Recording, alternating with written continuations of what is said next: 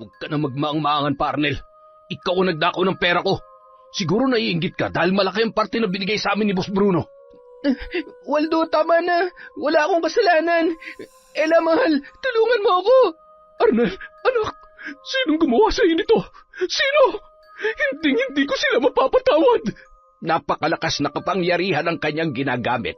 Katulad ng isa sa pinakamagaling na mambabarang sa Siquijor. Hindi ko ito kayang kontrahin. Kuya, huwag ka lumapit sa akin. Dahil nagkalintik-lintik ng buhay natin ngayon, mabuti pa magsama-sama na tayo sa impyerno. Hindi ako papayag na ako lang ang magbabayad sa kasalanan kayon dahilan. Taon 2015.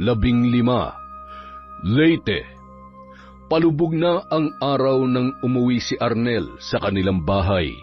Pasuray-suray siyang naglalakad, ngunit nang makita niya ang kanyang ina, ay bigla na lamang siyang binawian ng ulirat. Simula kasi nang mamatay ang kanyang tatay, ay nag-iisa na lamang si Celia sa pagtaguyod sa kanya at sa kanyang nagbibinatang kapatid na si Bebot. Mabuti na lamang may malawak silang lupain na naiwan ng kanilang yumaong ama na pinagkukunan nila ng pang-araw-araw na gastusin. Arnel, akala ko ba'y nag-aaral ka? Nag-aaral naman talaga ako, Nay. Galing pa nga po ako sa school eh. Sus, hindi nga. Nakikita ka kaya namin ni Nanay. Tumahimik ka nga dyan, Bebot. Nagsasabi kaya ako ng totoo. Lagot ka, kuya. Umalis ka nga dyan. Kung ano-ano na naman sinasabi mo kay Nanay. Pwede ba wag ka na magsinungaling, Arnel? Tingnan mo nga yung itsura mo. Para kang tambay dyan sa kanto. Nay, sa sermonan mo na naman ba ako? Malaki na ako. Alam ko nang ginagawa ko. At anong alam mo? Ang paglalakwatsa? Hindi mo ba alam na naghihirap ako upang sustentuhan yung pag-aaral mo? Kung ayaw mo mag-aaral na mabuti, mas mabuti pang tumigil ka na lang. Okay, sige. Mag-aaral na ako ng mabuti simula bukas. Promise yan, Nay. Totoo ba yan, kuya? Sinabing umalis ka ni. Sasapakin kita dyan, makakita mo. Grabe siya. Umalis si Bebot na pangiti-ngiti habang pinandidilatan naman siya ni Arnel. Siguraduhin mo lamang yung pa-promise mo na yan, Arnel, ha? Oo na nga. Nga pala, Nay, may babayaran pala kami bukas. Di ba kababayad mo lamang ng 500 kanina? Sa ibang teacher kasi yon, Nay. Kung nagdududa kayo, di puntahan niyo yung teacher ko bukas. O sige, bibigyan kita. Basta siguruhin mo lang na sa school mapupunta yan, ha? Alam mo naman, anak, napakahirap kumita ng pera ngayon. Ay, paulit-ulit na lang yung sinasabi niyo, Nay, eh. Nag-promise na nga, di ba? Lingid sa kaalaman ni Celia, hindi pa rin pumapasok ang kanyang anak. Mas lalo pa siyang nawiwili sa kanyang barkada, lalo pa nang may matipuhan siyang bagong lipat na babae. Walang iba kundi si Ella. Maganda yon at mestisa kahit medyo astig magsalita. Mas matanda nga lang ito sa kanya ng 3 taon. Isang gabi, muli niya itong nakasama sa gimikan. Ella, lasing ka na yata. Tara, hatid na kita sa inyo. Hindi pa ako lasing, no? At saka ayaw ko umuwi sa bahay ngayon. Nakakarindi na kasi yung boses ni Nanay eh. Ay nako, pareho pala sila ng nanay ko. Eh di, samahan mo na lang ako ngayon. Ha? Saan naman tayo pupunta? Basta akong bahala. Teka, may pera ka pa ba dyan? Meron, pero 300 na lang to eh. Ayos na yan. May pera pa rin naman ako dito. Tara.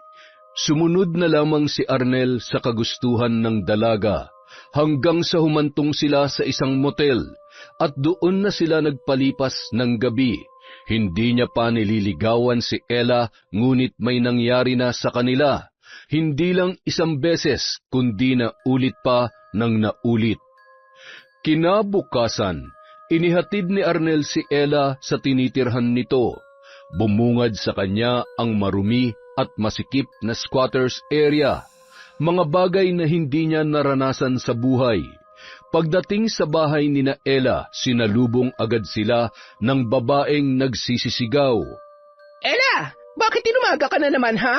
Ano, may pera ka ba dyan? Ano ba naman kayo, Nay? Nakakahiya sa bisita ko. Bakit? Boyfriend mo ba yan? Oo, Nay, boyfriend ko si Arnel.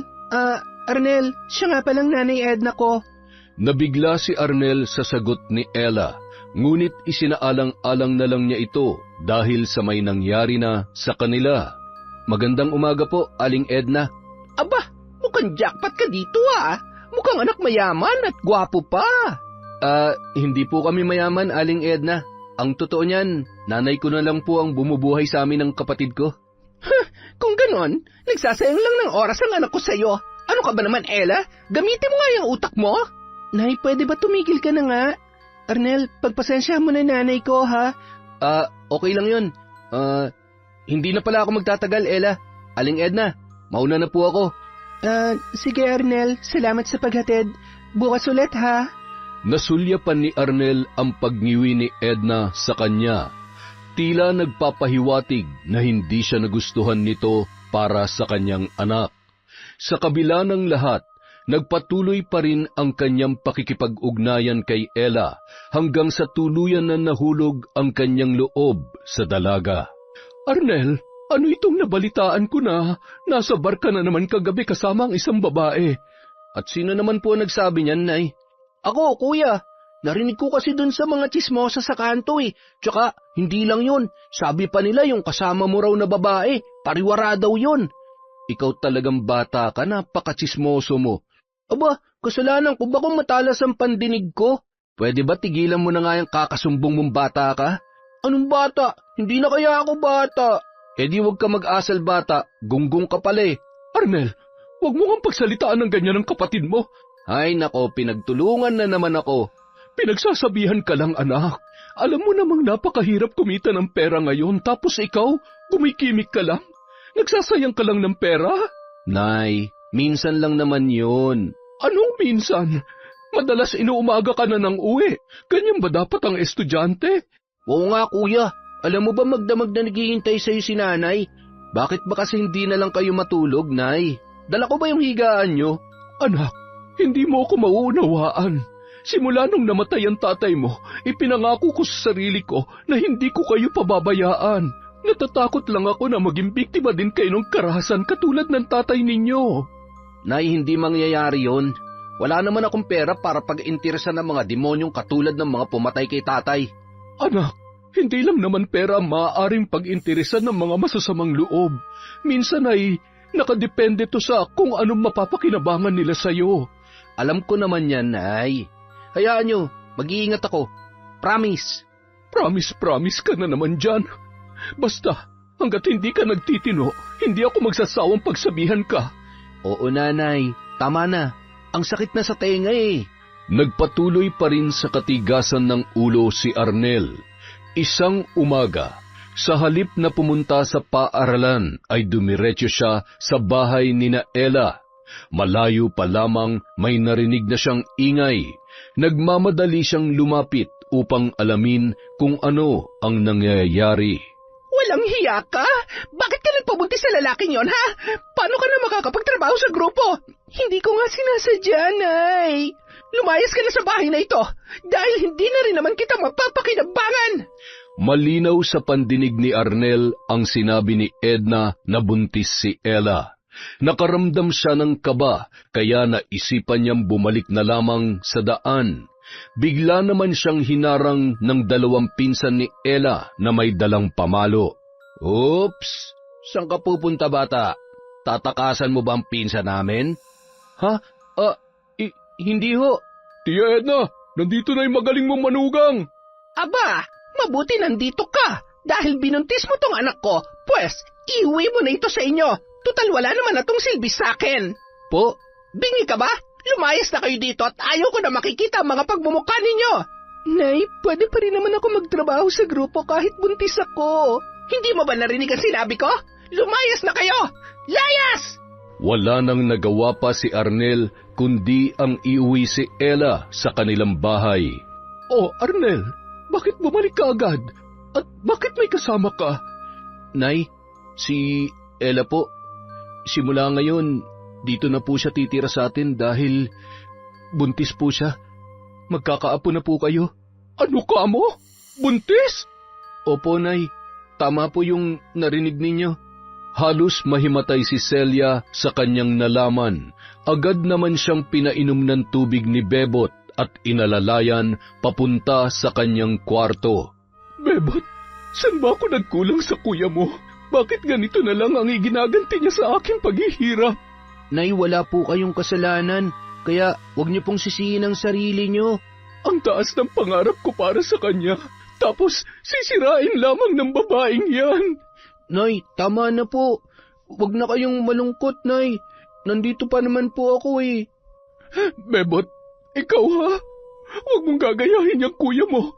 Mag-aral ka na mabuti para hindi ka maghirap pagdating ng panahon. Opo, Nay. Pangako po, hindi ko po kayo bibiguin. Salamat, anak. Wala nang nagawa pa si Celia kundi ang tanggapin si Ella dahil hindi niya kayang pabayaan si Arnel. Kinabukasan, kinausap niya ng masinsinan ang dalaga. Ella, nasaan bang mga magulang mo at bakit sumama ka naman kaagad dito sa anak ko? Nakakulong po kasi ang tatay ko. Ang nanay ko naman, wala rin pong trabaho. Nakakulong?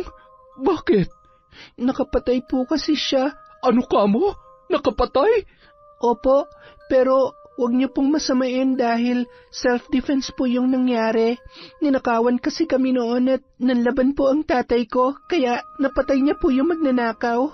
Ay nako, napakarami na talagang halangang kaluluwa sa mundo ngayon.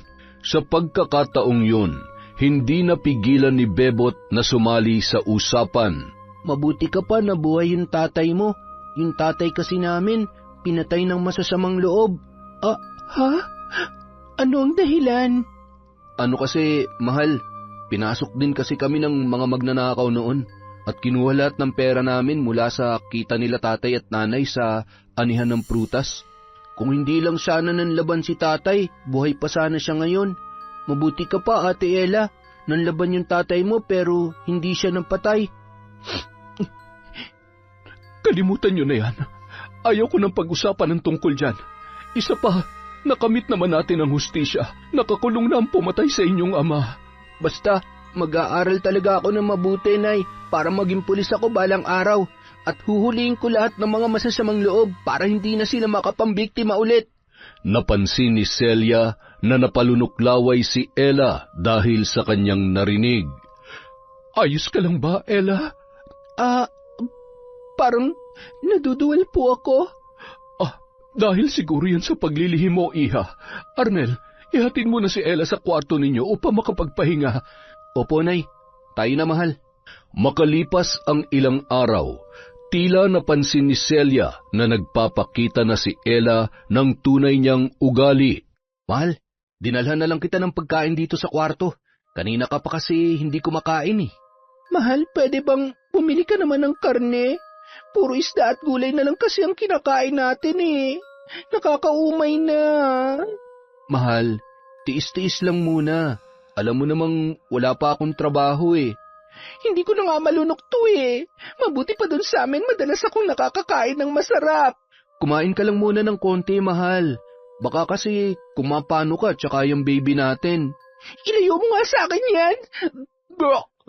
Tingnan mo, pati bata sa tiyan ko nauumay na rin. Pasensya ka na, mahal. Hayaan mo, hihingi ako ng pera kay nanay para makakain ka ng maayos. Pasensya ka na rin, mahal ha.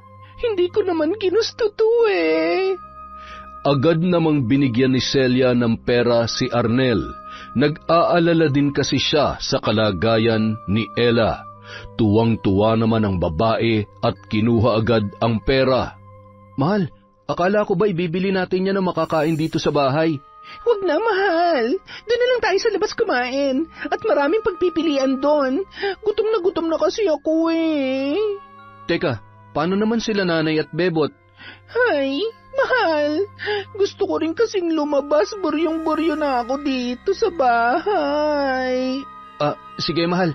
Kung yan ang gusto mo, magpapaalam na muna ako kay nanay at Bebot, ha? Pagkaalis ng dalawa ay napag-usapan naman sila ng mag-ina. Bebot, anak, matanong nga kita. May napapansin ka ba kay Ella? Bakit po, Nay? Kayo po ba may napapansin sa kanya? Ikaw nga ang tinatanong ko eh. Kasi ikaw naman ang laging naririto sa bahay. Oo nga no. Ano, meron ba? Ano lang, Nay. Lagi ko siyang naririnig na humihingi ng pera kay Kuya, tapos si Kuya naman hihingi sa inyo. Ganon. Tama nga ang kutob ko. Parang sinasamantala niya ang kabaitan ng kuya mo. Parang napaka-ambisyosa ng babaeng yun. Oo nga, Nay. Naku, kung hindi lang ako naaawa sa kuya mo at sa magiging apo ko, pinalayas ko ng babaeng yan. Nga pala, Nay. Palagi lang nakahiga yun habang nagsa-cellphone. Tapos si Kuya pa naglalaban ng damit nila.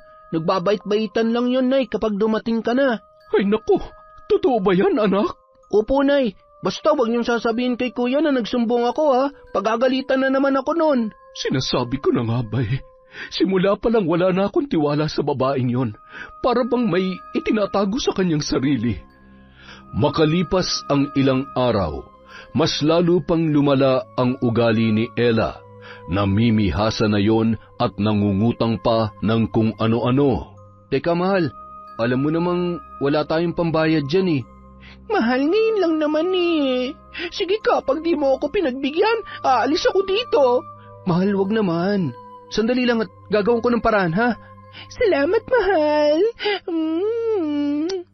Wala si Celia noon sa kanilang bahay, kaya napilitan si Arnel na pasukin ang kwarto ng kanyang ina. Hinanap niya ang lalagyan ng pera at kumuha ng pambayad sa mga inutang ni Ella. Mahal, eto na. Ang bait naman talaga ng mahal ko. Mahal, pwede bang sa susunod huwag ka nang mangutang? Sige, mahal. Sa susunod hindi na. Sorry, ha. Akala ng binata ay tumigil na si Ella, ngunit nasundan pa rin yon ng paulit-ulit hanggang sa natuklasan na ni Celia ang pagkaubos ng kanyang pera. Bebot!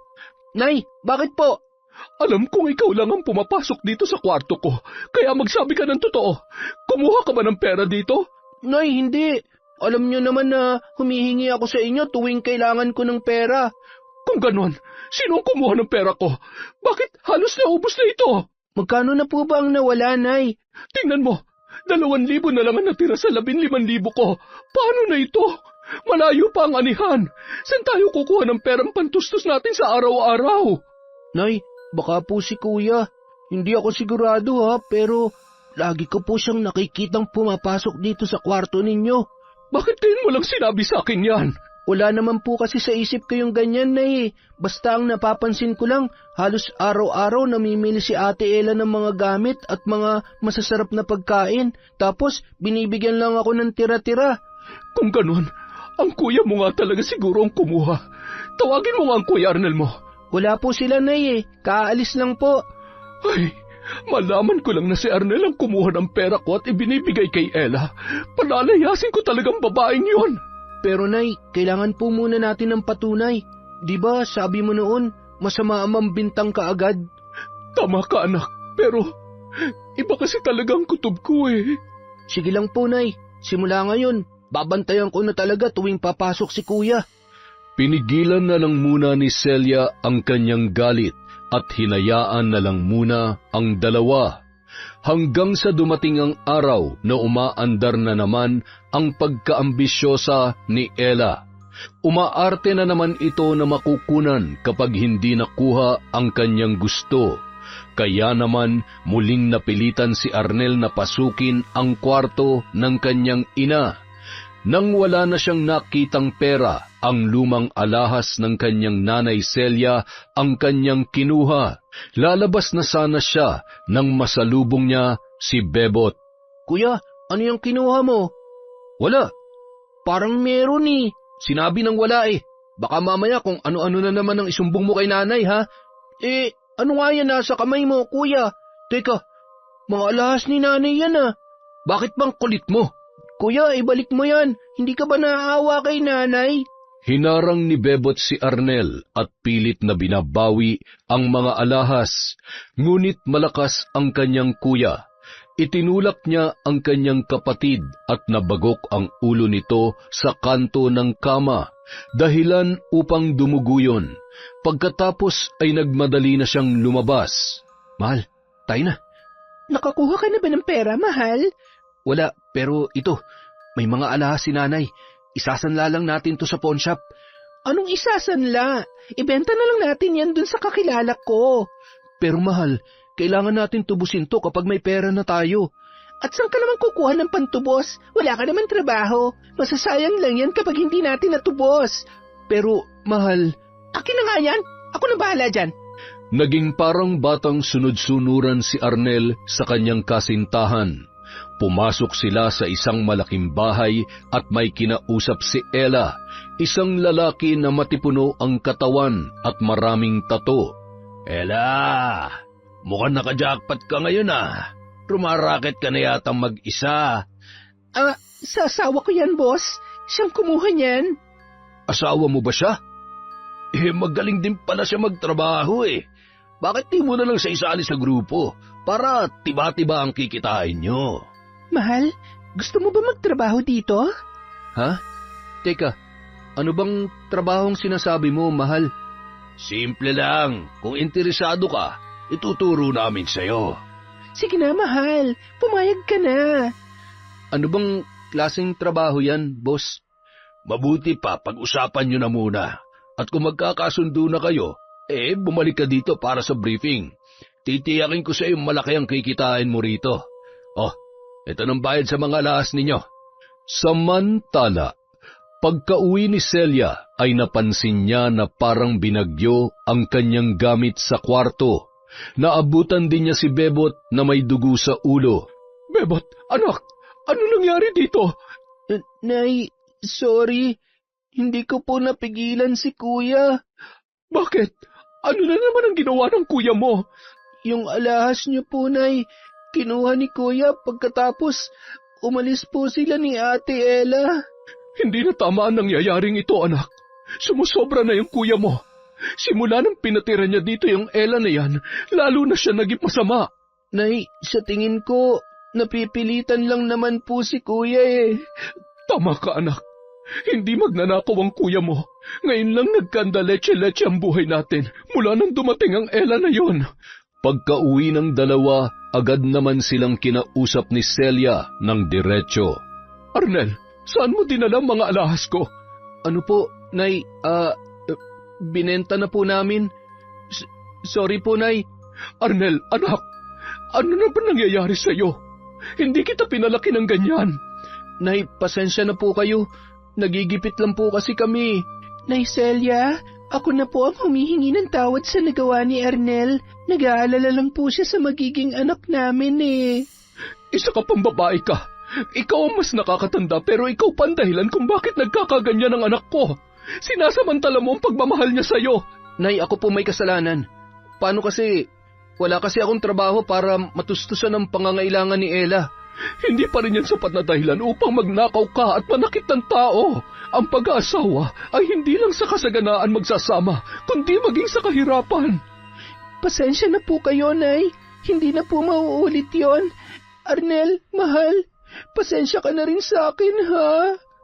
Aasahan ko na hindi na mauulit to dahil kung hindi, magbalot-balot na kayo ng inyong mga gamit. Opo, Nay. Pasensya na po talaga. Naiintindihan mo ba, Arnel? Opo, Nay. Sorry po. Ang buong akala ni Arnel ay natuto na ang kanyang kasintahan. Ngunit makalipas lang ang isang linggo ay muli na naman itong nagrereklamo. Mahal, hanggang kailan ba tayo maghihirap ng ganito? Mahal, akala ko ba nagkakaintindihan na tayo? Alam mo naman na hindi pa ako nakakahanap ng trabaho. Di tanggapin mo na yung alok ni Boss Bruno para hindi ka naaasa dyan sa nanay mo madamot at masungit. Mahal, wag mo naman pagsalitaan ng ganyan ng nanay ko. Naiinis na kasi ako rito eh. Kaya kung ayaw mo magtrabaho kay Boss Bruno, ako na lang. Hindi ka pwede magtrabaho dahil buntis ka. Sige, ako na lang. Papayag na ako sa gusto mo. Yun naman pala eh. Kinabukasan, hinatid agad ni Ella si Arnel kina Bruno upang magsimula. Doon niya nalaman na pagnanakaw at panghuhold up pala ang trabaho na kanyang papasukin, kasama ang mga pinsan ni Ella. Arnel, ang gagawin mo ngayon, magmamasid ka lang muna sa target area. Bawat detalye iparating mo kay Waldo. At kapag nalusob na ni Waldo at Bulldog ang target, bantayan mo mabuti. Kapag may paparating, gumawa ka ng eksena upang mabaling sa iyo ang atensyon ng mga tao. Huwag ka mag-alala, nakaredy ang sasakyan natin kapag nagkaproblema. Pero, Boss Bruno... Ano? Aayaw ka na agad? Malaki ang kikitain natin dito. Alam mo bang milyonaryong negosyante ang target natin? At saka sina Waldo at Bulldog naman ang lulusob. Magmamanman ka lang. Kinakabahan po kasi ako, boss eh. Kung ayaw mo di wag. Hindi rin namin kailangan ng isang duwag sa grupo. Kaya mabuti pa umuwi ka na, sayang lang oras ko. Uuwi na sana si Arnel, ngunit nang hinayang siya sa sinasabi ni Bruno na malaking kikitain, lalo pat kailangan niya ito upang masustentuhan si Ella at ang kanilang magiging anak. Boss, sasama na po ako. Kung gano'n, di ano pang hinihintay natin? Tara na! Pagdating sa lugar, nakatambay lang si Arnel habang nagmamasid sa paligid. Nang paparating na ang sasakyan ay agad niyang sinenyasan sina Waldo at Bulldog na kunwaring nagbebenta ng sigarilyo. Maya-maya pa, bumaba ang isang matandang lalaki na may hawak na attaché case.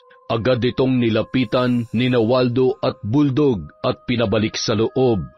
Tinutukan nila ito ng baril, maging ang driver nito. Maya-maya pa, lumabas sina Bulldog at Waldo, bit-bit ang attaché case ng negosyante. Aalis na sana sila nang may isang sasakyan na paparating at humarang sa kanila. Maya-maya pa, nagkabarilan ang mga yon at saka naman lumabas si Bruno at nakipagbarilan na rin. Ilang sandali pa, bumalagta sa lupa ang dalawang lalaki. Agad namang pinaandar ni Bruno ang sasakyan at mabilis na sumakay sina Waldo at Bulldog. Arnel, sakay na! Bilisan mo! Opo, boss! Madali ka, baka abutan pa tayo ng mga pulis! Huwag kang tatanga-tanga! Kahit nanginginig, ay dali-daling sumakay si Arnel sa kotse hanggang makarating sila sa kanilang hideout. Anak ng teteng, 700,000 lang ang laman ng attache case na to. Dapat 2 milyon to eh. Pero, kesa naman wala, pwede na rin to. Paano bang hatian dyan, boss? Di naman kami papayag na pareho matatanggap ni Arnel sa atin. Ayos lang sa akin kahit magkano, basta may maibigay lang ako kay Ella. Dapat lang, dahil wala ka naman ay tulong kanina eh. Siguro kung namatay kami, iiwan mo lang kami doon. Tama ka, Kuya Waldo. Walang silbihan lokong to. Waldo, Bulldog, tama na yan. Alam nyo naman baguhan pa lang yan si Arnel eh. Hayaan nyo't masasanay din yan. Pasensya na, boss. Etong 100,000. Ibalato na lang natin to kay Arnel. Tutal ay para din naman ito kay Ella. At itong naiwang 600,000, paghatian natin 3. Bali, tig 200,000 tayo dito. Ayos ba? Sige, boss. Payag ako dyan. Ako rin, boss. Ewan ko lang dito kay Arnel. Naku, wala akong problema sa akin. Matutuwa na si Ella niyan. Pagka-uwi ni Arnel ay hindi nga siya nagkamali. Tuwang-tuwa si Ella nang iniabot niya ang dala-dala niyang pera. Mahal, ang dami nito. Mahal, itago mo yan ha. Hindi na ako babalik doon. Ano? Ngayon pa na malaki na ang racket nila, boss? Sige ka, tututuhanin ko talaga ang sinabi ko na ako na lang ang magtatrabaho doon. Ella, ano ba? Ganon. Sinisigaw-sigawan mo na ako ngayon dahil ba marami kang naibigay na pera? Pero alam mo, Arnel, kayang-kaya ko yung ginagawa mo. Mahal, pasensya ka na. Hindi kasi ako sanay sa mga ganong gawain eh. Anong hindi? Ano yung mga ginagawa mo sa nanay mo? Di ba't pareho lang yon? Ibang usapan na yun. Kasi oras na mahuli kami ng mga pulis, habang buhay kami mabubulok sa kulungan.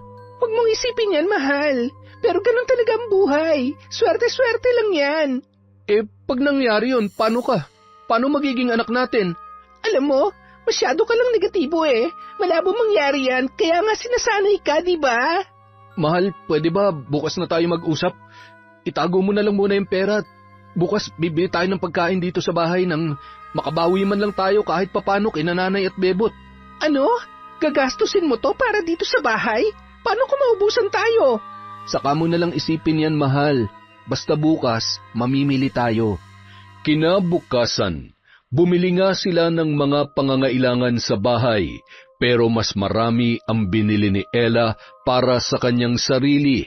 Nagtataka naman sina Celia at Bebot kung saan galing ang kanilang pera.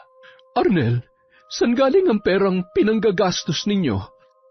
Bigay po to ng pinsan ko, Nay. Tsaka po yung iba, hiniram po namin. Hiniram? At saan naman kayo kukuha ng pambayad? Magtatrabaho na po kasi si Arnel sa pinsan ko. Hindi ba, mahal? Opo. Opo, Nay. Ano namang klaseng trabaho yan? Ano po, bodyguard po ng isang politiko. Tama. O nga po, yun nga po, Nay. Masaya ko't may trabaho ka na, anak. Pero hindi ba delikado yan? Huwag po kayo mag-alala, Nay. Dahil marami naman po kami. Kung ganon, pagbutihin mo ang iyong trabaho, ha? Para magustuhan ka na magiging amo mo. Opo, Nay. Pagkatalikod ni Celia ay agad na nagtalo ang dalawa. Ano na naman kasi sinungalingan ang sinabi mo, Ella? Ano ba dapat kong sabihin? Nang-hold up ka? Ganon? Alam mo naman na hindi na ako babalik dun. Huwag ka nga magsalita ng tapos. Alam mo namang wala tayong ibang mapagkukunan ng pera. Pero seryoso ako, Ella. Ayoko nang bumalik dun. Eh di ako na lang. Ako na magtatrabaho sa kanila. Ipapahamak mo bang bata dyan sa tiyan mo? Paano kung magkaabarilan tulad kahapon? Eh di matira matibay. Hindi. Hindi ka magtatrabaho dun. Kinagabihan, inanyayahan si Ella sa birthday ni Waldo at isinama niya si Arnel. Malapit lang ito sa kanilang bahay kaya nagkikita sila ng kanyang ina. Nandilim ang muka ni Edna, ngunit nang inabutan siya ng pera ni Ella ay agad naman yung ngumiti. Anak, balita ko sumasama na tong asawa mo kina Waldo at Bulldog ah. Opo, Nay. Siya na munang papalit sa akin habang buntis po ako. Hindi ba, mahal? Ha? Opo. Tama po yun. Mabuti naman kung ganon. Kahit papano mapapakinabangan ka na rin. Walang tigil na inuman, sayawan at tawanan. Lingid sa kaalaman ng lahat, nagnakaw ng pera si Ella sa kwarto ni Waldo at pinaghatian nila ng kanyang ina.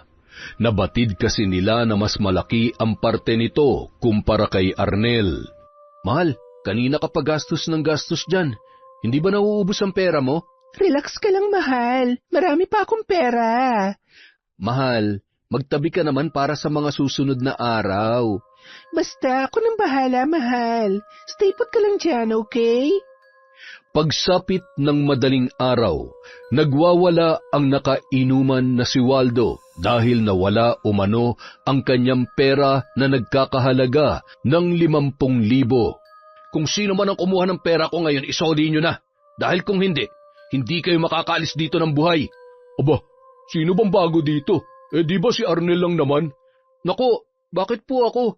Nakikita nyo naman na hindi ako umaalis dito sa upuan ko. Siguro nga, ikaw no. Baka naman nakukulangan ka pa sa perang ibinigay sa'yo ni Boss Bruno, kaya kinuha mong pera ko. Kuya Waldo, nakita ko si Ate Ella kanina. Nagbibilang ng pera dun sa likuran. Opo, kuya. Totoo po yun. Eh ano naman? Pera ko yung binibilang ko. Kapag nalaman kong tinatalo mo ko, Ella, hindi ako magdadalawang isip na patayin ka. Wala akong pakialam kahit pinsan pa kita. Totoong hindi ako. Yung perang hawak ko kanina, bigay sa akin yun ni Arnel. At yun yung pinanggagastos ko.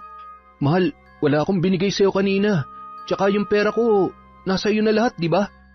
Huwag ka na magmaang-maangan pa, Arnel. Ikaw nagnakaw ng pera ko, no? Siguro naiinggit ka dahil mas malaki ang parte na binigay sa amin ni Boss Bruno. Waldo, hindi akong kumuha ng pera mo. Kahit patayin mo pa ako ngayon. Ganon. Ayaw mong umamin, ha? Isang malakas na suntok ang pinakawalan ni Waldo na tumama sa sikmura ni Arnel. Maniwala ka! Totoo ang sinasabi ko! Matigas ka pala, ha? Etong sa'yo! Waldo, tama na! Wala akong kasalanan! Ella, mahal, tulungan mo ako! Aminin mo na lang, mahal, na ikaw ang kumuha. Dahil baka mapatawad ka pa ni Kuya Waldo. Babayaran mo na lang sa susunod din yung racket. Sige na. Hindi ko akalain na magagawa mo sa akin to. Napakasinungaling mo. Matigas ka talaga, ha? Ang galing mo pa magdrama. Papatayin kita. Kuya, wag. Pagtrabuhin mo na lang siya sa grupo para mabayaran ka niya. Tumabi ka dyan! Binunot ni Waldo ang kanyang baril at pinukpok ang sentido ni Arnel. Hindi pa ito nakuntento at binugbog pa ng husto ang binata kahit hindi yon lumalaban. Kahit kailan wala pa naglakas loob na taluhin ako. Ikaw pa nakabago-bago mo lang sa grupo. Totoong sinabi ko, hindi ako nagnakaw ng pera mo. Sinungaling! Mga pinsan, tuluyan nyo na walang hiyan to. Pagkatapos, idispatcha nyo na. Kami nang bahala dyan. Di ba, Jeric? Ekoy? Taman-tama, nangangati na rin tong kamao ko. Ako rin. Agad namang kumilos ang tatlo. Binugbog nila si Arnel hanggang sa napaluhod na yon. Sa huli, pinalo siya ni Bulldog ng tubo sa ulo, dahilan upang mawalan siya ng malay. Tigilan nyo na yan. Kapag namatay yan, yari tayo dito. Lalo na ako. Anong gagawin natin dyan? Mas malaking problema natin kapag rumesbak pa yan. Basta, itapon nyo na lang sa kanilang barangay. Sige, itapon nyo na yan. Umanap kayo ng madilim na lugar upang wala makakita. Bilisan nyo na, baka umagahin pa kayo. Oo, Kuya Waldo. Jeric, Ekoy, tayo na. Tara, swerte lang nito kung mabubuhay pa to. Sige na, bilisan nyo na. Naku, anong sasabihin ko sa nanay niya kapag hinanap sa akin yan? Kayang-kaya mo ng palusutan yan, ano ka ba? Parang hindi ka na nasanay. Kinabukasan, kagigising lamang ni Celia nang magulantang sa isang balita. Celia, yung anak mong pariwara, nakita daw dun sa kanto na puno ng pasa at walang malay. Sino? Si Arnel? Sino pa ba? Palibasa kayo, pinalaki nyo ng sunod sa layaw, kaya ayan na nangyari. Nais sanang magalit ni Celia sa sinasabi ng babae, ngunit mas inisip niya ang kapakanan ng kanyang anak. Bebot, halika, samahan mo ko. Upo, Nay. Bilisan nyo na at baka hindi nyo na yun maabutan ng buhay. Mabilis silang nagtungo sa kinaroroonan ni Arnel at doon bumungad sa kanila ang katawan nito na halos hindi na makilala. Namamaga ang muka at nangingitim na dahil sa pasa. Gutay-gutay din ang damit at may mga bahid ng dugo. Arnel, sinong gumawa sa iyo nito? Sino? Hindi ko sila mapapatawad. Nay, ano nangyari kay Kuya? Hindi ko alam, anak. Magbabayad ang gumawa nito sa kuya mo. Hindi ko sila patatawarin. Kuya! Tulungan niyo kami, parang awa niyo na.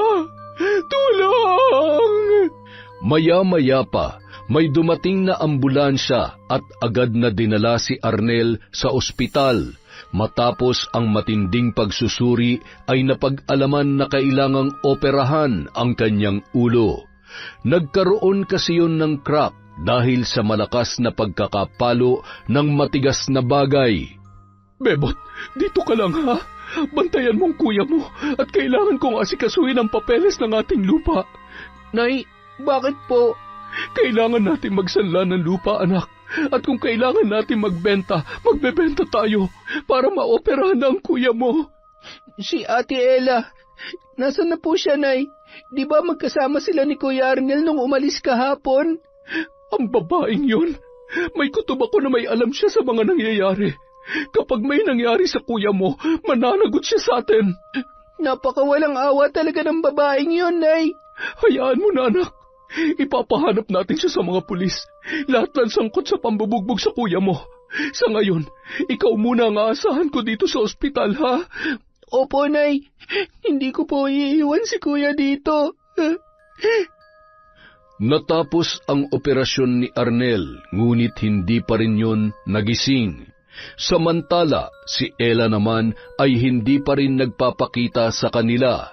Wala na rin ito sa squatters area na kanilang tinitirhan at dahil sa pag-iimbestiga sa mga kapitbahay, nalaman nila na pinagtulungan si Arnel ng mga kamag-anak ni Ella. Nagpakita ng larawan ang mga pulis, kabilang na dito sina Bulldog, Jeric, Ekoy at ang mastermind na si Waldo. Napag-alaman din na si Waldo ay sangkot sa iba't ibang kaso tulad ng attempted rape, robbery at murder, ngunit hindi pa rin nahuhuli hanggang ngayon. Bago umalis ang mga pulis, kumuha ng kopya si Celia ng mga larawan at habang tinitingnan ang mga yon ay labis-labis naman ang kanyang galit na nararamdaman. Hindi ko pala alampasin ang pangyayaring ito. Kung kailangan kong gamitin ang taglay kong abilidad, gagawin ko. Ano pong gagawin niyo, Nay? Ipaghihiganti ko ang kuya mo sa paraang alam ko. Kung hindi sila magpapahuli sa mga pulis, ako mismo ang tatapos sa kanilang kasamaan. Nay, huminahon lang po kayo. Ayoko pong pati kayo'y mapahamak. Hindi yan mangyayari, anak.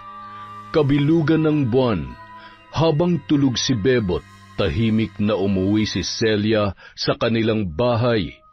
Hinalungkat niya ang isang lumang kahon na nakabaon sa ilalim ng kanilang hagdan. Dinala niya ito sa bakanteng kwarto at binuksan. Mga gamit yon ng yumao niyang ina, na isa sa pinakamagaling na mambabarang sa buong Sikihor. Inilabas niya ang mga larawan, ngunit hindi niya sinama ang kay Ella sa kadahilanang buntis ito. Inilabas niya rin ang garapon na puno ng mga insekto katulad ng bakukang, ipis at uod. Maya-maya pa, nagsindi siya ng itim na kandila at umusal ng hindi maunawaang salita. Pagkatapos ay pinakawalan ang mga insekto. Humayo kayo. Ipaghiganti niyo ang aking anak. Parusahan niyo ang katawan ng mga demonyong nanakit sa kanya. Samantala, habang natutulog sina Ella sa bahay na kanilang pinagtataguan, nagising na lamang sila ng kanyang ina dahil sa sigaw ni Waldo at Bulldog, maging ang dalawa pa nilang pinsan na sina Jeric at Ekoy. Ano bang nangyayari sa inyo tang ingay-ingay nyo? Oo nga, Kuya Waldo. Ang sarap ng tulog ko eh. Tiya, ang dami kasing ipis sa higaan namin. Ano? Saan ba galing ang mga yan? Tiya Edna, maglinis naman kayo ng bahay. Alam mo namang wala na kaming panahon sa mga ganyan eh. Oo nga naman, Tiya. Eh kung pag-umpugin ko kaya ang ulo ninyo magpinsan para malaman yung naglinis ako kanina. Eh, saan ba galing ang mga ito? Ang malay ko ba? Tumayo nga kayo dyan para malinisan ko yung higaan ninyo. Unti-unting nawala ang mga ipis ng walisin yon ni Edna. Pagkatapos ay bumalik na sila sa pagtulog. Kinaumagahan. Gising! Gumising na kayo dyan! Umaga na!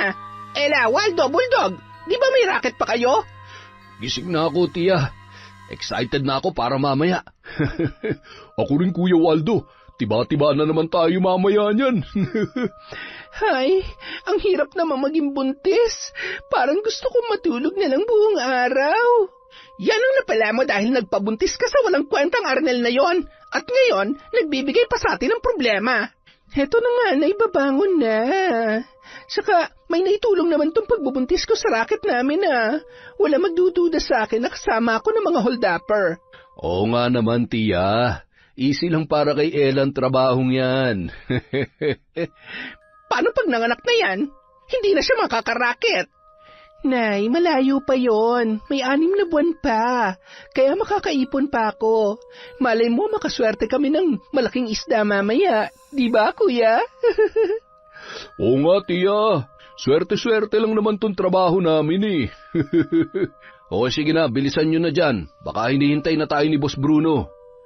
Isinuot nila ang kani-kanilang mga eyeglasses at sombrero upang maitago ang kanilang pagkakakilanlan. Pagkatapos ay pumunta na sila sa hideout ni Bruno. Waldo, tulad ng dati, kayo pa rin ni Bulldog ang lulusob sa lugar. Opo, boss. At ikaw, Ella, gamitin mo ang pagiging buntis mo at Magmanman ka sa labas, ha? Masusunod, boss.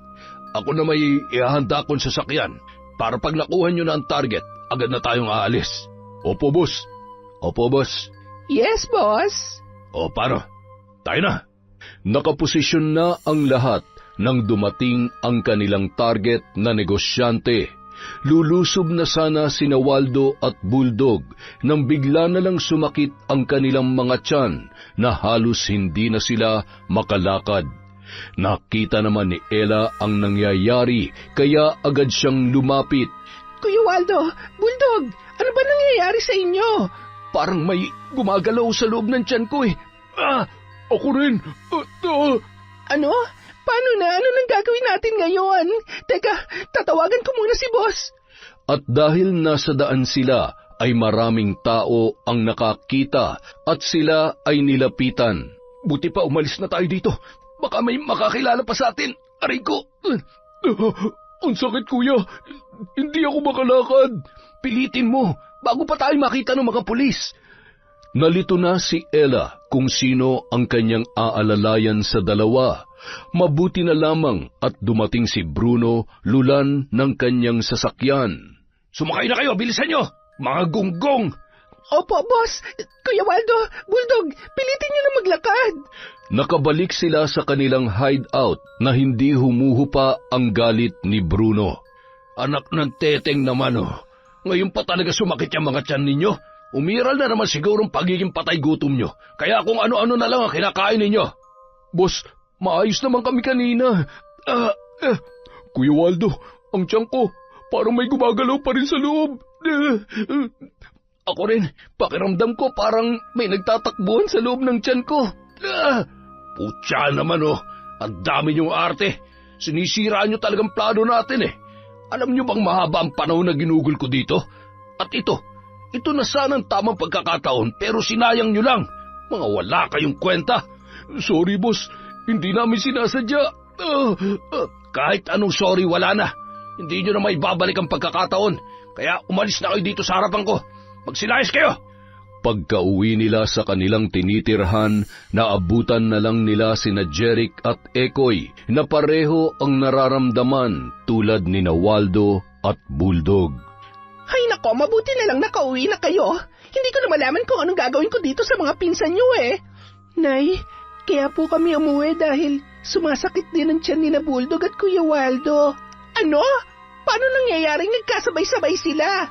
Siguro may kinain kayong hindi namin alam ni Ella. Yan ang napapala ng mga madadamot. Nay, dito rin lang po sila kumakain. Aba, malay ko. Tiya, wala kaming ibang kinakain maliban sa mga pagkain natin dito.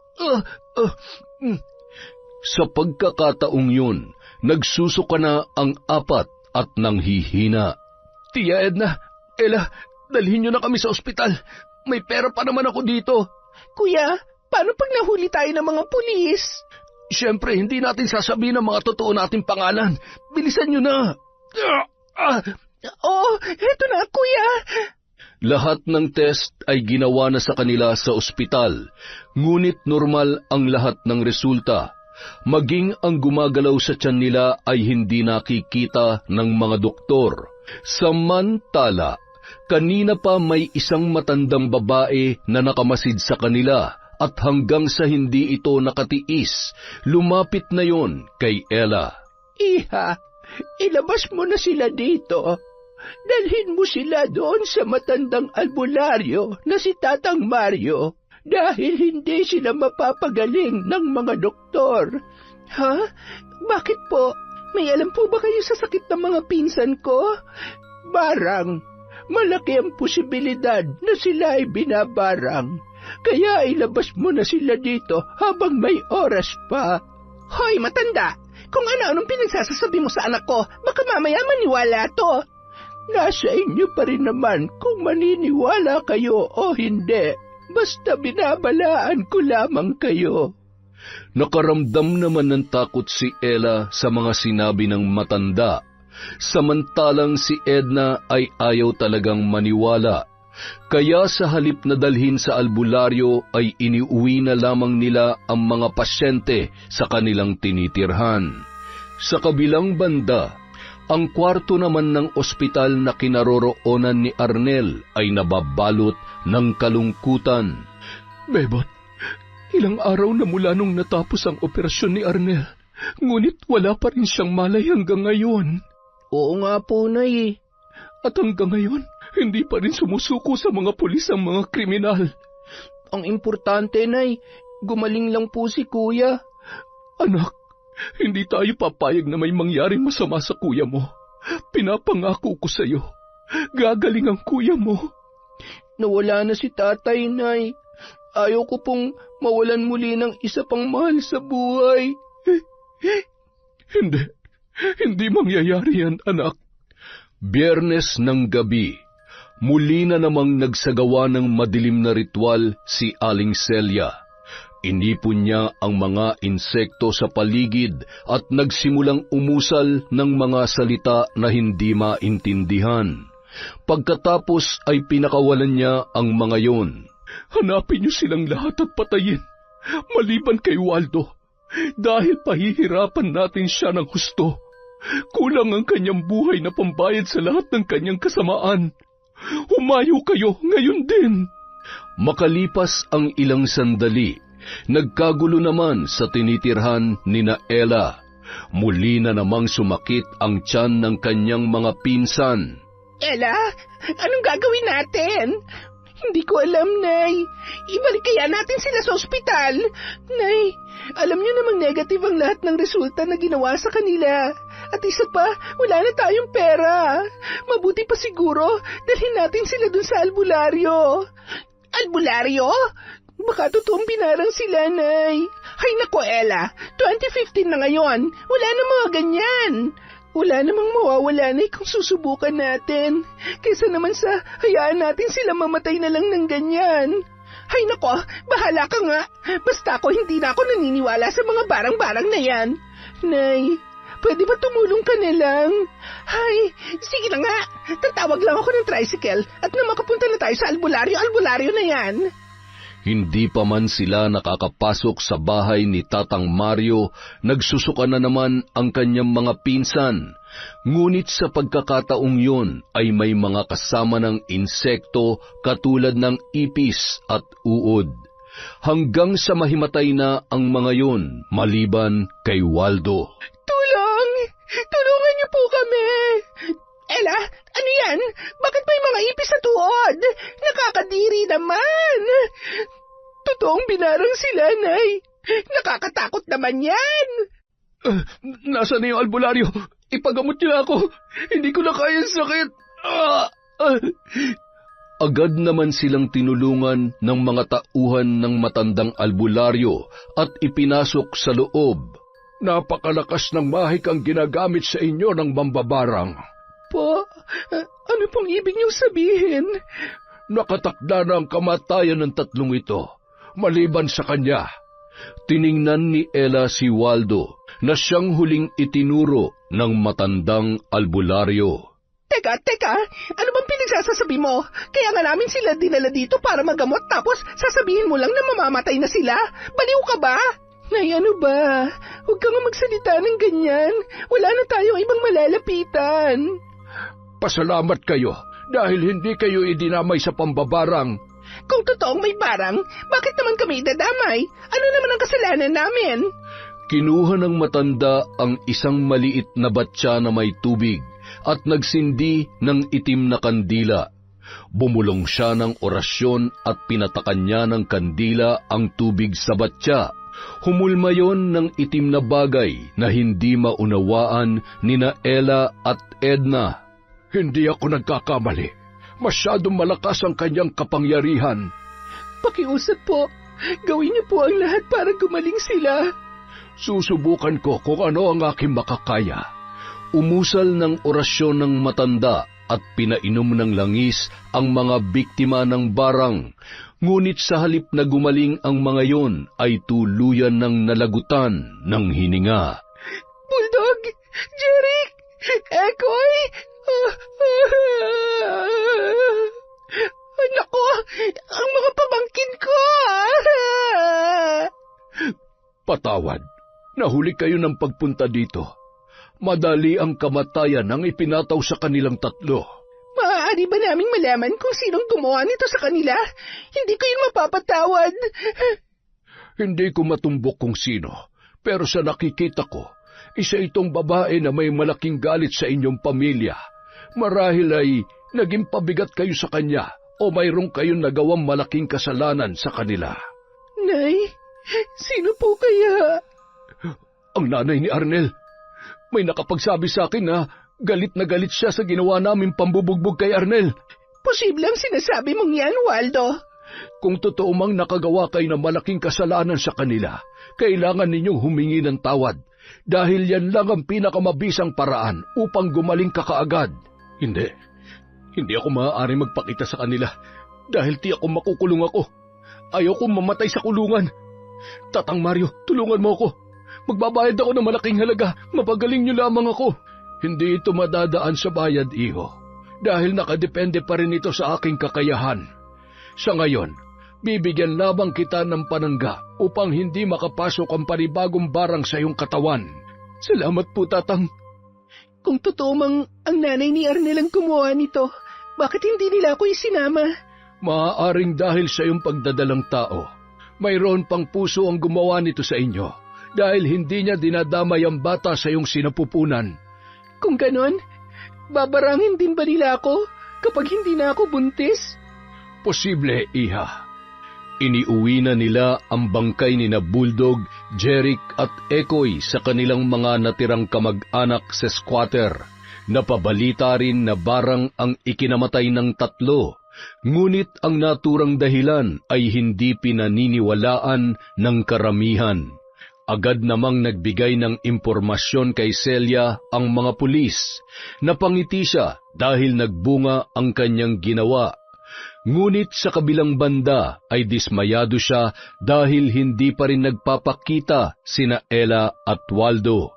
Martes ng gabi, muli siyang nagsagawa ng panibagong ritual.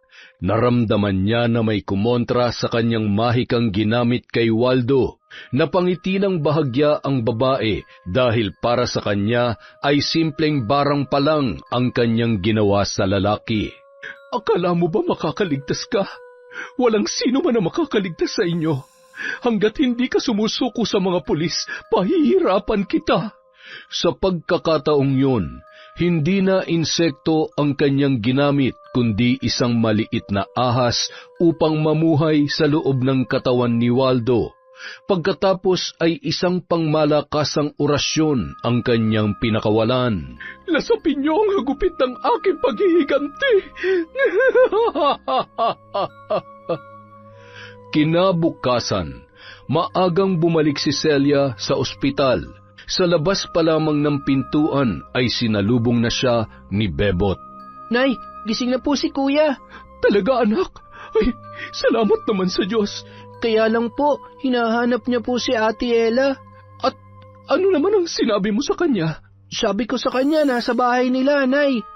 Mabuti kung ganun, pero bakit mo naman siya iniwan sa loob? Kakaalis lang ng doktor, Nay. Tinawag ko kasi agad kanina, at saka natakot din ako na baka kung ano-ano pang itanong niya tungkol kay Ate Ella. Halika dito sa loob, at ako nang bahala sa kuya mo. Pagkakita pa lamang ni Arnel sa kanyang ina ay nagngingilid na agad ang kanyang luha. Nag-aalala naman si Celia dahil alam niyang maselan pa ang kondisyon ng kanyang anak at maaari pang mabinat. Nay? Shh! Alam na namin na nangyari sa iyo, anak. At wala kang ibang gagawin ngayon kundi ang magpagaling. Patawarin niyo po ako, Nay. Kasalanan ko po ang lahat. Dahil masyado po matigas ang ulo ko. Anak, huwag mo nang alalahanin yun. Ang mahalaga ngayon ay ligtas ka na. Magpahinga ka muna at kapag maayos ka na, saka na tayo mag-usap, ha? Pero Nay, si Ella, baka po ilayo niya sa akin ang magiging anak namin. Hindi yan mangyayari, anak. Huwag ka mag-alala dahil makikita mo pa rin ang anak mo. Sinisiguro ko sa iyo yan. Sana nga po, Nay.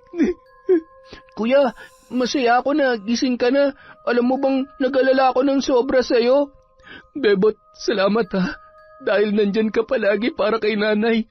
Oo naman, kuya. Basta magpagaling ka, ha? Kasi kapag may nangyari sa'yo, wala na akong isusumbong kay nanay. Ikaw talaga. Sige na, anak. Pagpahingahin mo na muna ang kuya mo. Opo, Nay. Makalipas ang isang buwan, tuluyan nang nakalabas si Arnel ng ospital, ngunit kailangan pa rin niyang magpagaling sa bahay dahil sa maselan niyang kalagayan. Nay, nasan po kaya si Ella? Gusto kong kumustahin ang pagbubuntis niya. Ang totoo niyan, anak, wala na sila Ella sa kanila. Lumayas na sila kasama ang kanyang mga pinsan na nambugbog sa'yo. Nay, kailangan ko silang hanapin.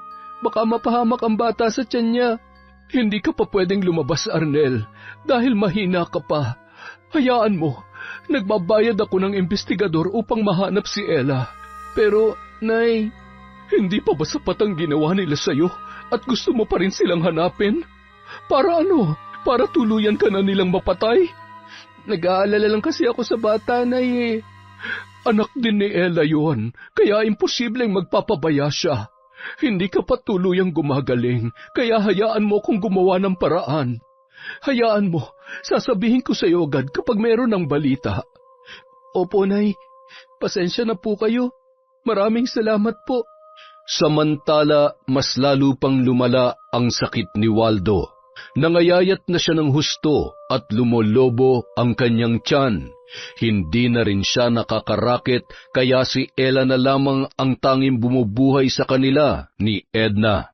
Ella, ilang buwan na ako nahihirapan sa kalagayan ko. Hindi pa rin ako gumagaling kahit may panangga akong galing sa albularyo. Bumalik kaya tayo doon, kuya? Asus! Kung totoong magaling yung albularyo na yon, bakit namatay ang mga pinsan nyo? At ano, Tita Edna? Hahayaan nyo na lang ako mamatay dito? Alam mo namang si Ella na lang ang nagtatrabaho sa grupo ninyo, at saka ilang buwan na lang, manganganak na yan. Ano na lang ang kakainin natin? Kaya nga tulungan nyo akong gumaling. Dahil kung hindi dahil kay Ella, hindi ako magkakaganito. Kaya nararapat lamang na siyang bumuhay sa akin. Kung bakit kasi nagpabuntis-buntis pa to sa lalaking yun eh. Tumigil na nga kayo. Oo na, kasalanan ko na ang lahat. Sa oras na gumaling ako, tutuluyan ko talagang Arnel na yun. Isasama ko pati ang nanay niya mambabarang. Dapat kasi dati niyo pa tinuluyan. Ito na naman. Sumasakit na naman ang tiyan ko. Tulungan niyo ako. Nako, mukhang narinig kaya yata ng mambabarang sa mga sinasabi mo. Nay, tumawag kayo ng tricycle. Dadalhin natin si Kuya sa albularyo. Kahit napapangiwi ay napilitan pa rin kumilos si Edna. Pagdating sa bahay ng albularyo ay agad naman silang pinapasok noon. Nako, matagal nang hindi gumagana ang ibinigay kong panangga sa'yo. Dinaig ito ng kanyang ginamit na mahika. Sabi ko na nga ba hindi ka marunong manggamot. Nay, ano ba? Tatang, tulungan niyo po ako. Hirap na ako sa kalagayan ko. Tatang Mario, gawin niyo po ang lahat para gumaling siya. Malapit na ako mga anak at wala na kami ibang maaasahan maliban po sa kanya. Pangmatagalan ng barang na ito, pahihirapan ka hanggang sa huli mong hininga. Tatang, gawan niyo po ng paraan, parang awa niyo na. Nagsindi ng malaking itim na kandila ang albularyo. Hinawakan niya ang pulso ni Waldo. Pumikit ito at nag-usal ng hindi maunawa ang mga salita. Napakalakas ng kapangyarihan na kanyang ginagamit. Mahik ang katulad ng isa sa pinakamagaling na mambabarang sa Sikihor. Hindi ko ito kayang kontrahin. Gawin niyo po ang lahat ng inyong makakaya. Patawad, pero sa ngayon ay pansamantalang lunas lang ang aking maibibigay sa iyo. Kailangan niyong humanap na mas magaling na albularyo. Saan pa po kami makakahanap ng sinasabi ninyo? Sa Sikihor. Dalhin niyo siya sa Sikihor, sapagkat nandoon ang sagot sa inyong mga katanungan. Sa Sikihor? Wala na nga kaming pera pagagastusin niyo pa kami. Sinabi ko naman sa inyo noon na humingi kayo ng tawad sa mga inagrabyado ninyo. Hindi na sana kayo humantong sa ganito. Kahit anong mangyari, hindi ko gagawin yan. Alam kong ipakukulong pa rin nila ako. Wala ka naman palang silbing albularyo at saka gumagawa ka lang yata ng kwento eh. Pasensya na kayo. Pero hindi ko na kayo matutulungan. At kung pipilitin kong kontrahin ang gumawa nito sa inyo, maaaring pati ako ay mamatay. Kaya makakaalis na kayo. Malapit na ang kabuwanan ni Ella at mas lalong naging mahirap ang kanilang pamumuhay. Minsan na lang din siya pinasama ng kanilang boss sa racket dahil sa kanyang sitwasyon. Nay, saan kaya tayo makakahanap ng pera para madala natin si Kuya Waldo sa magaling na manggagamot sa Sikihor? Ella, ang isipin mo ngayon kung paano na tayo. Halos wala na tayo makain. Dumagdag pa yung pinsa mong sakitin at palamunin. Paano na lang kaya kapag nanganak ka na? Yan ang hirap sa inyo, Nay eh. Sa halip na tumulong kayo, tinuturuan niyo pa ako maging swapang. Aba, ang tapang mo na magsalita ngayon ah. Tinuturuan lang kita kung paano maging wais. At ito po ang naging bunga niya, Nay.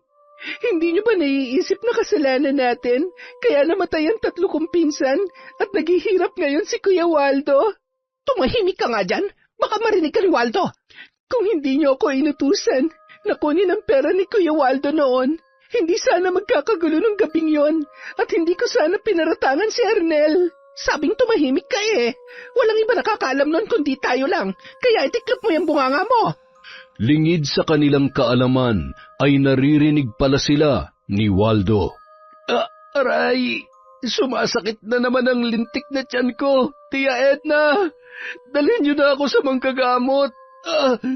Pangako, pag nakabalik ako sa grupo, ibibigay ko sa inyo lahat ng kikitain ko.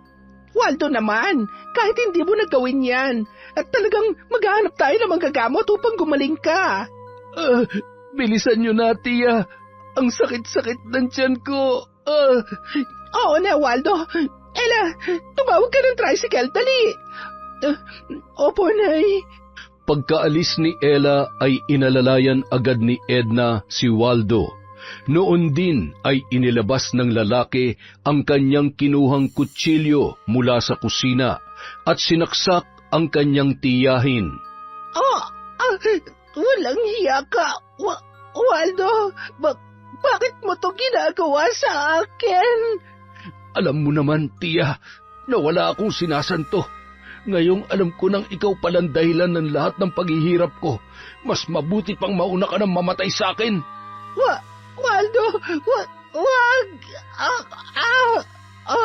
Ikaw dapat na naghihirap at hindi ako. Paalam, Tia. Samantala, nang makabalik si Ella galing sa pagkuha ng tricycle, Nay, Kuya Waldo, tayo na po. nagulat na lamang si Ella nang biglang isinara ni Waldo ang pintuan at nakitang duguan ang kanyang ina. Kuya Waldo, anong ginawa mo kay Nanay? Bagay lang yun sa mga traidor na kamag-anak. Anong ibig mo sabihin, Kuya? Akala mo ba, hindi ko narinig ang lahat ng pinag-usapan ninyo kanina? Mga walang hiya kayo. Kayo pala nagnakaw ng pera ko. Kuya, patawarin mo ako. Matagal ko na sanang gustong sabihin sa iyo to, pero natatakot ako na baka magalit ka. Bakit? Sa tingin mo ba naging masaya ako? Kuya, wag. Huwag kang lalapit sa akin. Dahil nagkalintik-lintik na tong buhay natin ngayon, mabuti pa magsama-sama na tayo sa impyerno. Hindi ako papayag na ako lang ang magbabayad sa kasalanan kayong dahilan. Kuya, please, uminahon ka. Pag-usapan muna natin to. Bitbit ang parehong kutsilyo. Inatake ni Waldo ang kanyang pinsan. Nagpaikot-ikot sila sa maliit na lamesa. Kahit payat si Waldo ay may lakas pa rin yun, lalo na at hindi ito sinusumpong ng sakit ng tiyan nung mga oras na yun. Kuya, wag! Kilala mo ko, Ella. Hindi ko sinasanto ang mga kumakanti sa akin. Kuya, isipin mo, dalawa na lang tayo.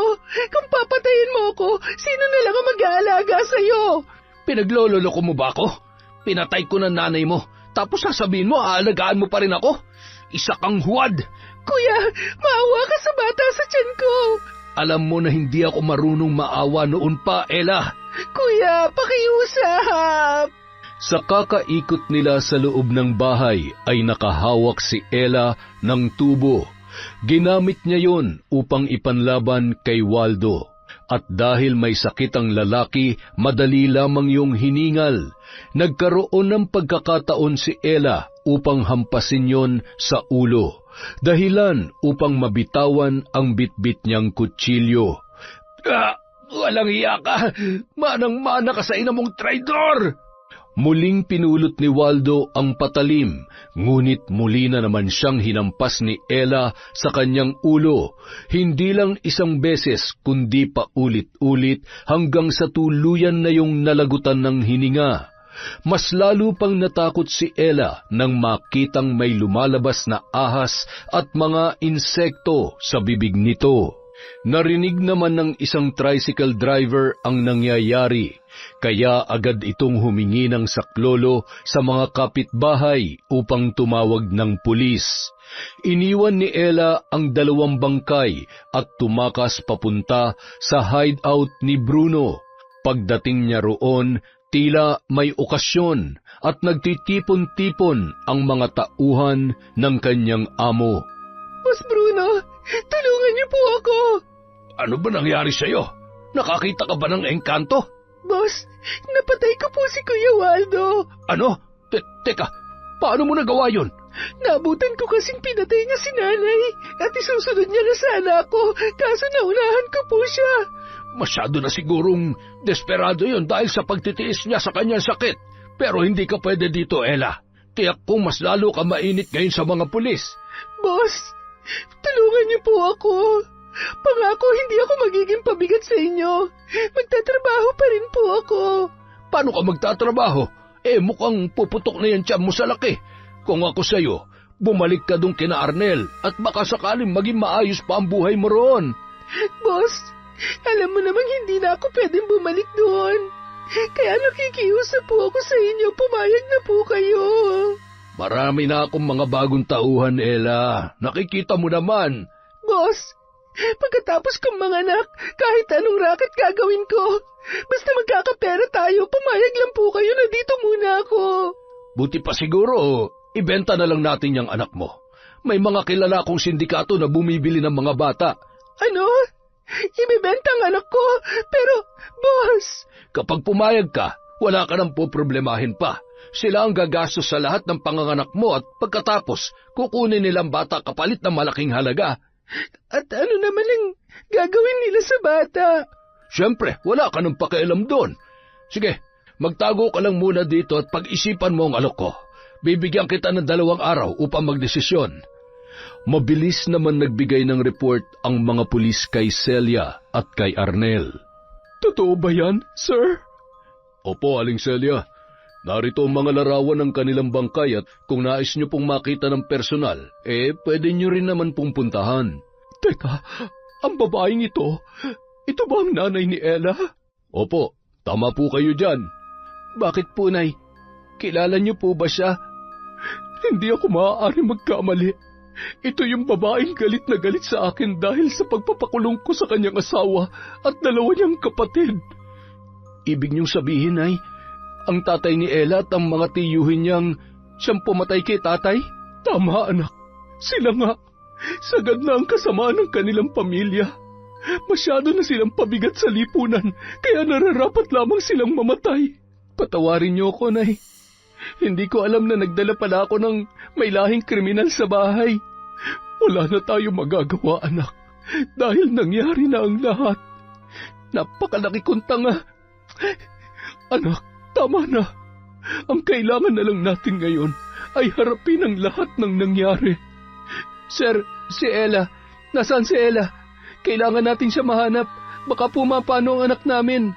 Pasensya na po kayo. Hindi na namin siya naabutan sa lugar na pinangyarihan ng krimen. Pero kasalukuyan pa rin siyang hinahanap ng aming mga kasamahan. Ay, Diyos ko! Malapit ng mga anak ang babaeng yon. Baka mapahamak ang apo ko. Sir, may alam akong lugar na maaari niyang pagtaguan. Kung ganon, maaari ba kayong makipagtulungan sa amin? Kung kinakailangan, sir, basta ipangako niyo lang na mahuhuli niyo siya ng ligtas. Makakaasa ka, sir. Sisikapin namin. Saan yun, anak? At papaano mo nalaman ang lugar na yon? Dun sa pinagbentahan namin ng alahas nyo, Nay. Dun ang hideout ng kanilang boss. Minsan na rin akong pinilit ni Ella na sumama sa grupong yon. Ano? Napakawalang hiya talaga ng babaeng yun. Kasalanan ko din, Nay, dahil hindi ako nakinig sa inyo. Napakasama ko pong anak. Ang mahalaga ngayon, anak, namulat ka na sa katotohanan. Tara na po, sir. Ituro niyo na po sa amin ang naturang lugar.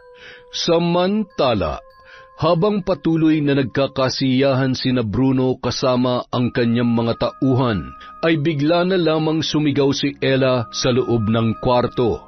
Boss Bruno, manganganak na yata ako. Ang sakit ng tiyan ko. Pambihira ka naman, Ella, oh. Pumunta ka lang ba dito para manganak? Boss, tumawag kayo ng doktor.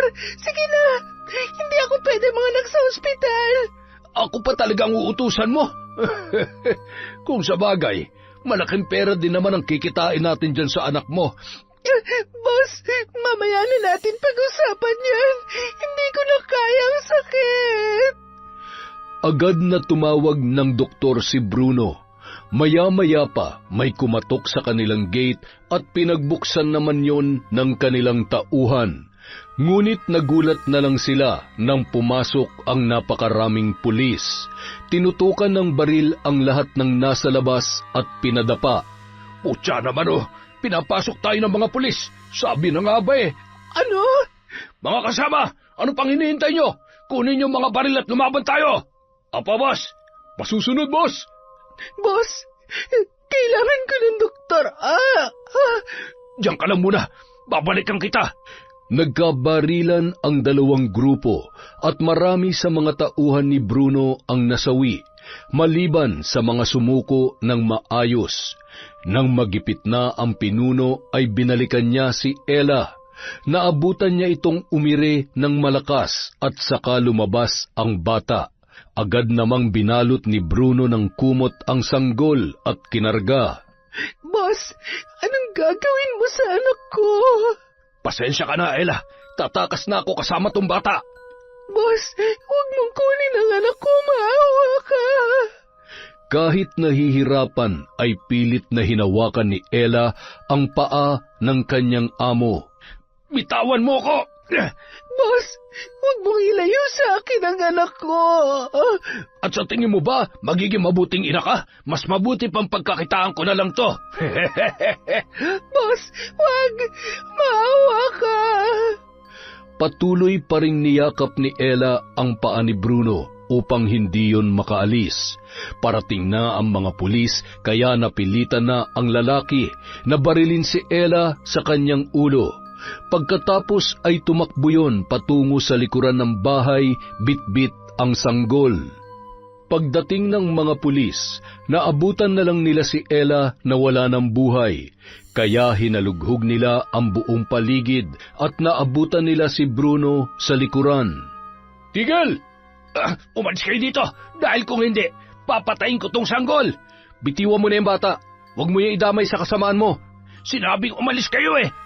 Bruno, huwag mo idamay ang anak ko. Walang hiya ka?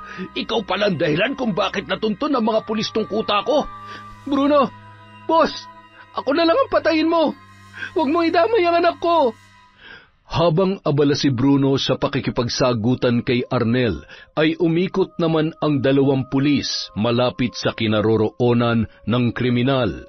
Maya-maya pa, umalingaw-ngaw ang dalawang magkasunod na putok ng baril. Tinamaan si Bruno sa magkabilang paa at natumba. Agad namang nasalo ng isang pulis ang sanggol, habang ang isa naman ay tinutukan ng baril si Bruno. Wala na itong nagawa pa, kaya tuluyan ng sumuko. Agad namang isinugod ang bata sa pinakamalapit na ospital upang masiguro ang kaligtasan nito. Tuwang-tuwa naman si Celia na malamang ligtas ang kanyang apo. Ang apo ko! Ang ganda ng apo ko! Manang-mana sa kanyang lola! Nay, pakarga naman sa anak ko. Kanina ka pa dyan eh. Ako naman po muna, Nay. Ano ba kayo? Nag-aagawan kayo sa bata. Bebot, si kuya mo muna, ha? Sige na nga lang. Wala, Nay. Nakalimutan yata ni Bebot na akong tatay nito. Pamangkin ko rin naman yan ah. Tama na nga yung pagtatalo ninyo at nag-iisip ako ng magandang pangalan. Ano kayang maganda nga, Nay? Mona na lang po, Nay. Mona? Maganda nga yun. Payag ka ba ron, Arnel? Dahil pamangkin niya to, Nay, pumapayag po ako. Yehey! Pagkalabas nila ng ospital ay sinunog ni Celia ang lumang kahon na may laman ng mga gamit sa pambabarang upang hindi niya na yon magamit pa. Walang may alam sa kanyang ginawa, ngunit tahimik pa rin siyang humihingi ng tawad sa Panginoon. Pagkatapos ay napagdesisyonan nilang ibenta ang kanilang lupa. Iniwan nila ang lugar upang ilayo si Mona sa lahat ng nakakakilala sa kanila. Sa ngayon, masaya at mapayapa na silang namumuhay sa lugar ng Davao. Yon! Ang ganda po ng kwento natin, maaksyon!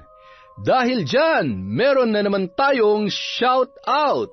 Simulan po natin sa Sarayan Bernaldo Monsales family from Rona, Sarayan.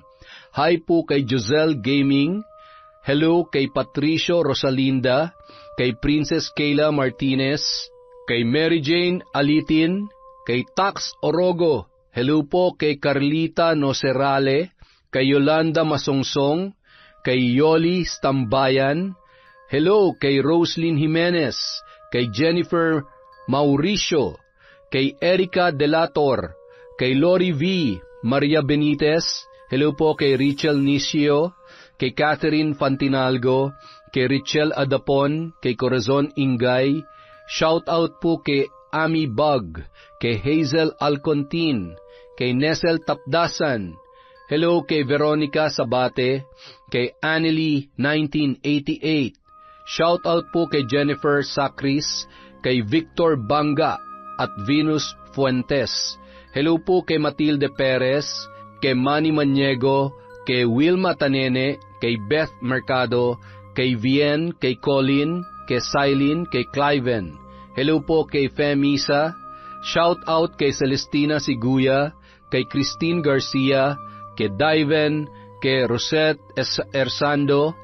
Hi kay Sara Cañete, kay Ramona R. Hello po kay Mami from Doha, Qatar, kay Mercedita Balana Reyes. Shout out kay Miriam Gabriel Garcia, kay TVJ Rosie Hedorio. Hello po kay Marilyn Cardeno, kay Leonisa Villafuerte. Shout out kay Ami Viray, kay Marjorie Dequilla, kay Faye Piguero, kay Salvacion Roldan. Shout out kay Nelia Casipe, kay Trisha De Lima. Hi kay Diaries Yuki, kay Alvin Pangilianan, kay Jasmine Laola, kay Arsenal Merrill James, kay Ernie Jean Erfe, kay Melodena Cabales, kay Irma Sisista, kay Christine Pascual. Shout out kay Rowena Kaikong, kay Aida Sikander, kay CJ at kay Winnie Rafael. Maraming salamat po sa walang sawa niyong pagsuporta sa Kwentong Enteng. Mag-iingat po tayo, alagaan po natin ang ating mga sarili. Huwag po nating pababayaan ang health natin. Maraming salamat po, mahal na mahal po kayo ni Enteng, kaya mag-iingat tayong lahat.